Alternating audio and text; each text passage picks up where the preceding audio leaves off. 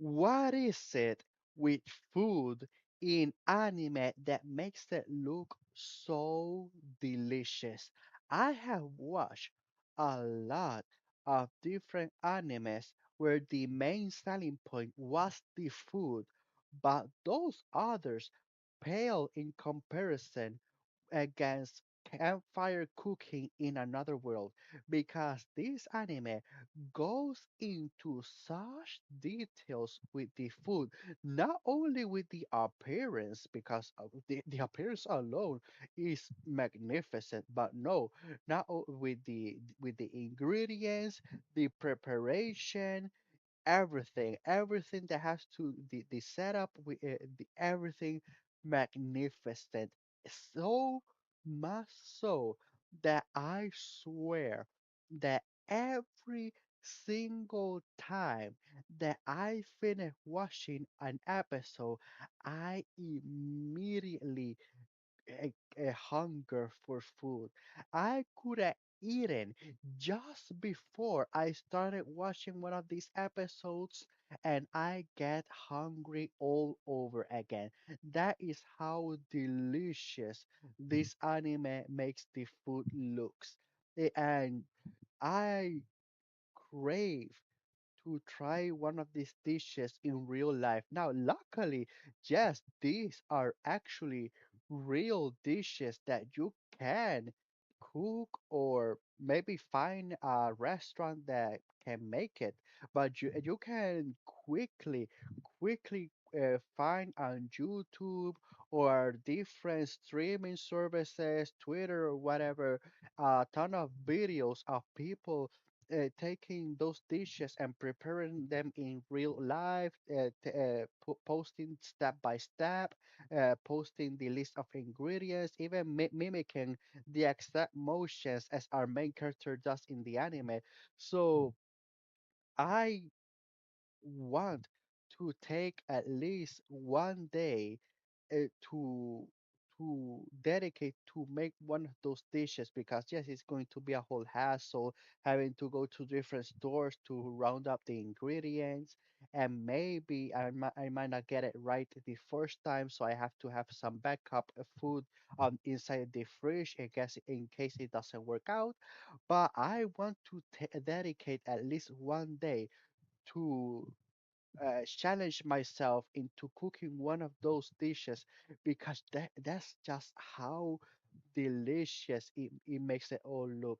Now, in case you haven't watched I'm going to mostly talk about the second season, but in case you haven't watched the first season, or maybe too much time has passed and you forgot about the first season, a very quick rundown. Our main character, Tsuyoshi, got isekai as an unintended extra in a hero summoning ritual where the three of them were the intended heroes, and he was also summoned as an extra. He was just a regular office worker, so he decided, okay, I'm not a fighter, I'm just a regular guy, so I'm just going to peace out.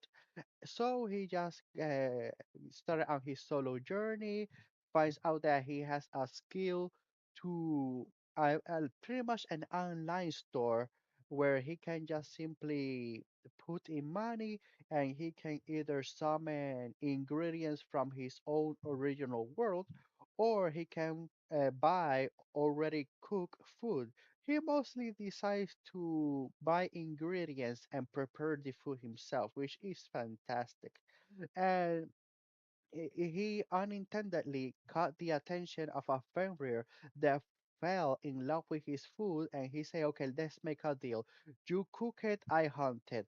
So they make a partnership.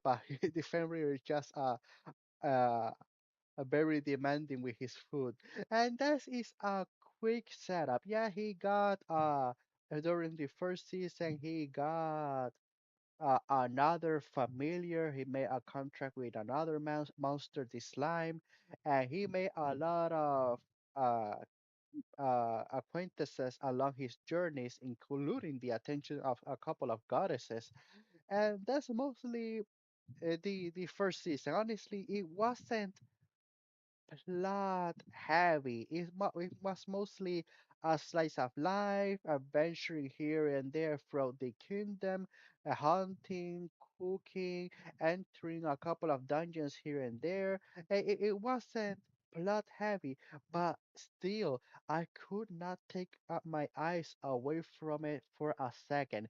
Not only because of the food, okay, yes, the food is the main selling point, but honestly, the characters, all of them are quite well written. The comedy, there were a lot of times where it makes me just laugh out loud or chuckle.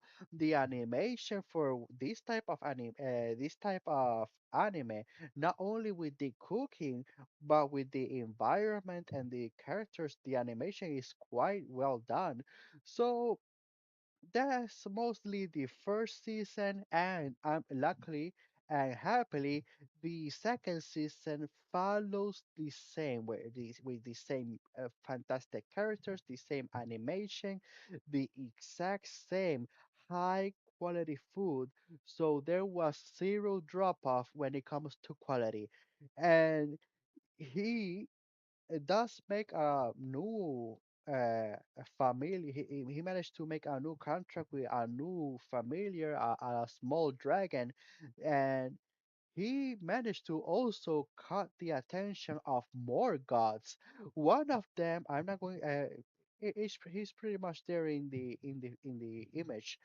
He One of those gods have the voice of Sorrow from One Piece.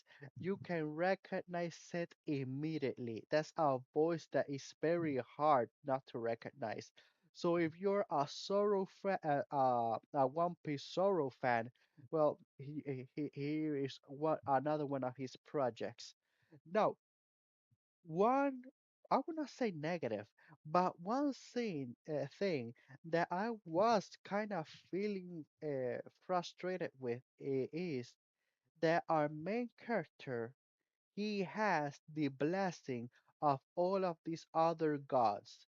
He, he is in companion not only of the Fenrir, but the slime that is also cute but very bloodthirsty, which is funny.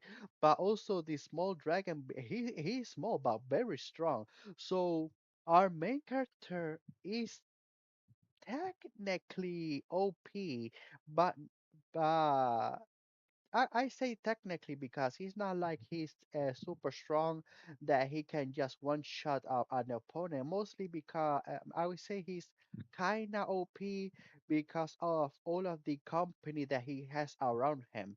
So he's very well guarded. But even though that he has everything going for him, he is very wimpy. Each time that there's a fight against a monster, he is quick to run away. He is quick to cower in a corner. I was started to get frustrated with him because he has a barrier. He has a barrier that deflects most attacks. You are hard pressed to find a monster or an opponent strong enough to get through that barrier. So one will think that okay, I have a strong barrier, so I can mostly attack or support my monsters more freely. But no, he was still very wimpy.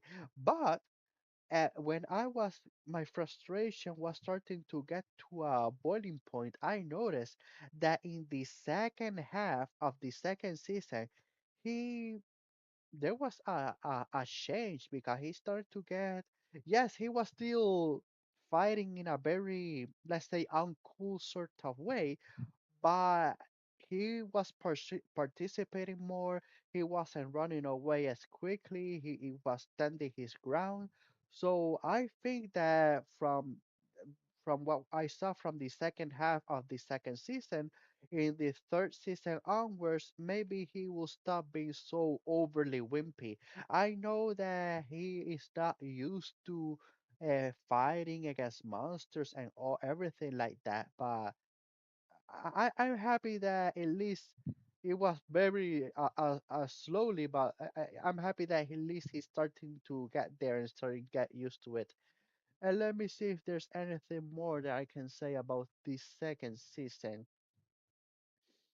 Well, one more thing that I can say is that even though that I know that Tsuyoshi is our main character, and obviously we're going to follow along his stories, once in a while, I would like to go and watch what's happening towards those other people that were also isekai into this world.